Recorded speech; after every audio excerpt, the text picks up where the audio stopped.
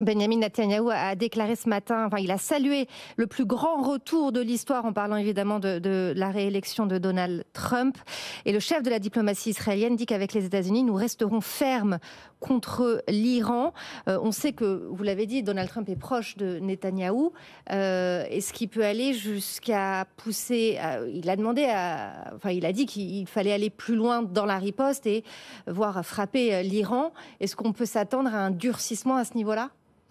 Un durcissement, il y en aura certainement, en tous les cas, dans le verbe, dans la rhétorique, dans les menaces, tout ce que vous voulez. Ceci étant, faire la guerre avec l'Iran, c'est-à-dire entrer dans ce processus qu'on appelle une guerre totale, ne correspond à aucune rationalité collective et peut correspondre à la rationalité individuelle du gouvernement Netanyahou, parce que ça a toujours été son idée et parce que c'est une façon aussi d'éluder d'autres questions, notamment de politique intérieure israélienne. Ceci dit, quel intérêt les États-Unis auraient à se plier à ce jeu?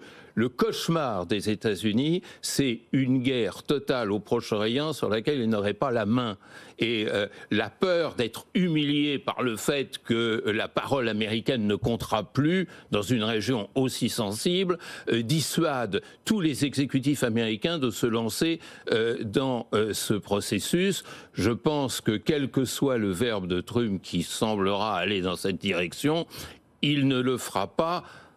D'abord parce que l'armée américaine est tout à fait hostile à l'idée d'une guerre avec l'Iran, directe ou indirecte, qu'il en est de même des diplomates du département d'État. Alors évidemment, il peut faire le ménage et remplacer tous ces gens-là par des gens à lui. Il reste que la réalité est beaucoup plus difficile à gérer et que ça me paraîtrait être non seulement une imprudence, mais une folie qui... Vous savez, ce n'est pas un homme porté sur la guerre. Il considère que la guerre, économiquement, c'est pas rentable et que finalement, ça n'apporte rien de positif. C'est un pacifiste violent, Trump.